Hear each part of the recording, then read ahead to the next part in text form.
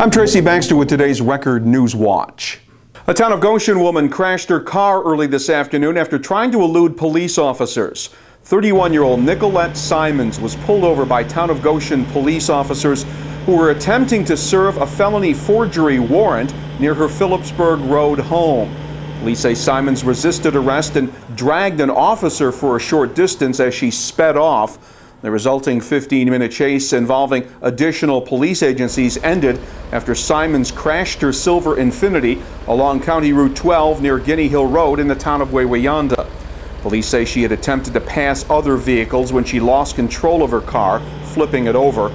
Simons suffered head and neck injuries and was airlifted to Westchester Medical Center. She will face numerous criminal charges. A loaded shotgun was found inside her car. Sullivan County Court Judge Michael McGuire called him an evil person with no redeeming features who had terrorized the Monticello community since his youth. And this morning, the judge sentenced 21-year-old Daquan Gray to 65 years in prison, the maximum he could have gotten for a gang shooting that left his victim paralyzed and a paraplegic.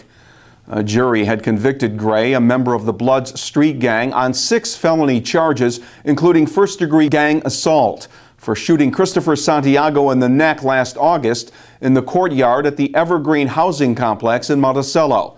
In court today, Santiago asked the judge to impose the maximum 65-year sentence.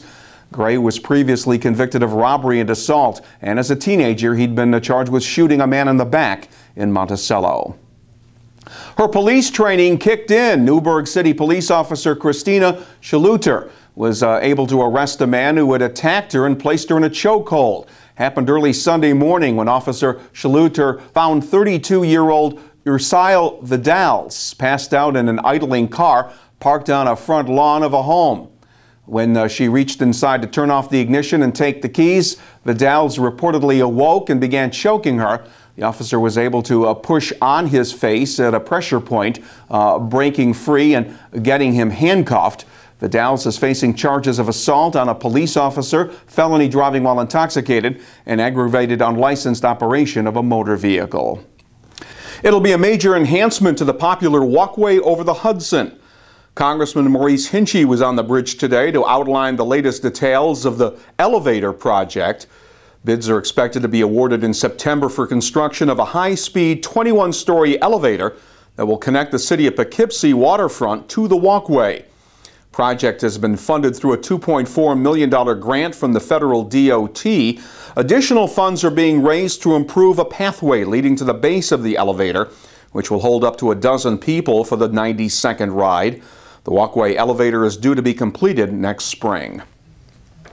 Several local communities, including the cities of Middletown, Newburgh, and Port Jervis, will be holding celebrations tonight to connect members of the community with their police department and neighborhood watch organizations during the annual National Night Out, an event that features fun, games, music, and food with a focus on crime and drug prevention awareness by strengthening neighborhood spirit and improving relationships with local law enforcement officers.